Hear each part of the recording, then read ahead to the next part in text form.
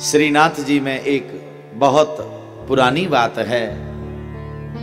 एक सेठ जी थे, बहुत धनाढ्य, पैसे वाले थे। ये सत्य घटना है। श्रीनाथ जी का दर्शन करने के लिए रोज जाते थे, उनका नियम था, रोज दर्शन करने जाते। और श्रीनाथ मंदिर के सामने अनेक माली फूल माला लेकर के बैठे रहते थे। तो सेठ जी का एक नियम था, क्या?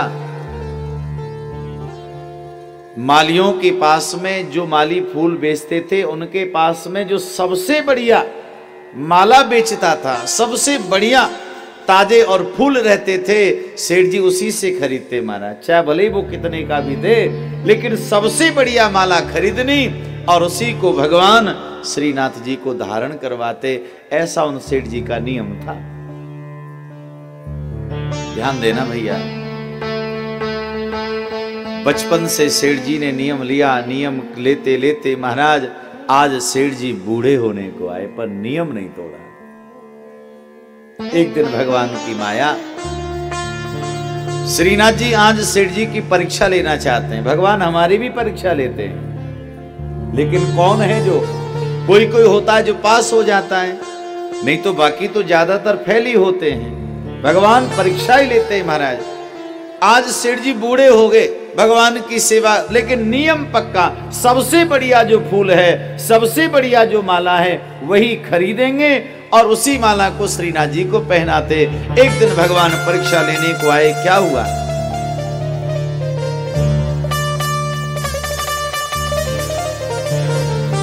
एक माली माला बेच रहा था। आज माली बड़ा सुंदर महाराज एक हार बनाया और जितने माली थे सब भक्त हो गए। सबके मन में ये रहता, सेठ जी हमारी माला खरीदे, हमारी खरीदे। तो बढ़िया से बढ़िया माला बनाते थे वो। एक दिन सेठ जी गए और एक माली के पास में देखा, बड़ी सुंदर महाराज माला। सेठ जी ने कहा, भैया ये वाली माला मुझे चाहिए। और उसी समय भगवान श्रीनाथ जी जो हैं, एक सुंदर महाराज राजकुमार का रूप बना करके श्रीनाथ जी स्वयं आ गए और राजकुमार के रूप में माली से कहा, भाई माली ये माला मुझे चाहिए। सेठ जी ने कहा, इसका मैं 1 रुपया देता हूं। राजकुमार कहने लगा, मैं 5 रुपया दूंगा, लेकिन ये माला मुझे चाहिए। सेठ जी कहने लगे, नहीं भाई, रोज का मेरा नियम है, सबसे बढ़िया माला होती मैं ही भगवान को चढ़ाता हूं, मैं इसका 10 रुपया दूंगा, लेकिन माला मुझे चाहिए। आज राजकुमार ने कहा, मैं 100 रुपये दूंगा।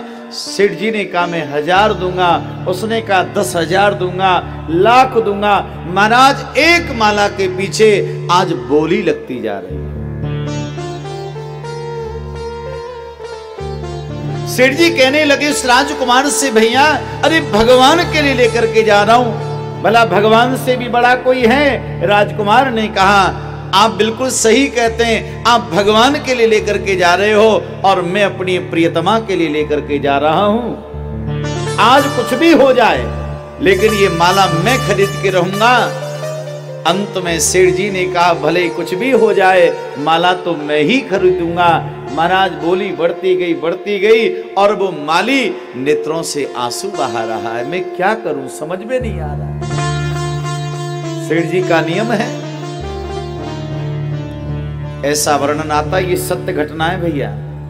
सेठ जी ने अंत में कह दिया, जो भी मेरे पास में संपत्ति है, घर मकान व्यापार, जो भी कुछ मेरे पास में है, आज मैं सारी की सारी संपत्ति इस माला को खरीदने में लगाता हूं। लगा दी महाराज। भगवान की माया। अब वो राजकुमार तो भगवान ही थे। उन्होंने कहा कि अगर आप सारी संपत्ति लगाते हो सेठ जी, इस माली को दे दीजिए, मैं तो चला। इतना संपत्ति देकर के मुझे भला क्या करना है? राजकुमार चला गया। माली ने आज सेठ जी के चरण पकड़ लिए और कहा, महाराज मुझे तो आपका वही 1 रुपया ही चाहिए, मुझे आपकी सारी संपत्ति नहीं चाहिए। रोज जो आप मुझे देते थे वही दीजिए और माला ले जाओ, भगवान को पहना देना। सेठ जी ने कहा, नहीं, वचन दिया है मैंने, आज सारी संपत्ति में मैं तुम्हारे लिए समर्पित करता हूं। आज माली रोता रहा। सेठ जी बड़े गदगद हैं और सारी संपत्ति न्यौछावर करके वो फूलों का हार लेकर के सेठ जी जरे चले हैं श्रीनाथ जी के मंदिर में, और वो हार आज पुजारी को दिया, और पुजारी जी ने जैसे श्रीनाथ जी को पहनाया उसी समय श्रीनाथ जी का मुकुट झुक गया। जैसे मुकुट झुका, पुजारी लोग कहने लगे, भैया ये कौन पापी आ गया, किसकी धन से ये माला खरीदी है, देखो भगवान का मुकुट झुक गया है। आज उसी समय भगवान के गर्भगृह से आवाज आई और भगवान श्रीनाथ प्रकट हो गए, और श्रीनाथ जी ने कहा, अरे कोई पापी नहीं, आज जिन सेठ जी ने मुझे माला पहनाई है, अरे भैया इस माला में इतना वजन है, इतना वजन है, सेठ जी ने पूरी संपत्ति दांव पे लगा के माला को मुझे पहनाया है, इतना वजन है इस माला में, आज मेरा मुकुट झुक गया है। और ये हमेशा झुका ही रहेगा। ये लोगों को बताएगा, संदेश देगा कि भक्तों के सामने भगवान झुकते हैं। उनकी भक्ति और निष्ठा के साथ में आज भी आप श्रीनाथ जी का दर्शन करेंगे तो श्रीनाथ जी का मुकुट झुका हुआ है, इसका मतलब यही है वो तभी से झुका हुआ है। कैसी निष्ठा है।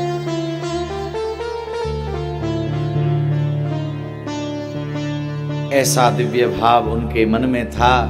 ऐसे भगवान श्रीनाथ गिरिराज जी में विराजते हैं। तो भैया ऐसी पावन और दिव्य वो स्थान है, जगह है, भगवान स्वयं दिव्य रूप में विराजते हैं और सभी भक्तों की मनोकामनाओं को भगवान पूरा कर देते हैं।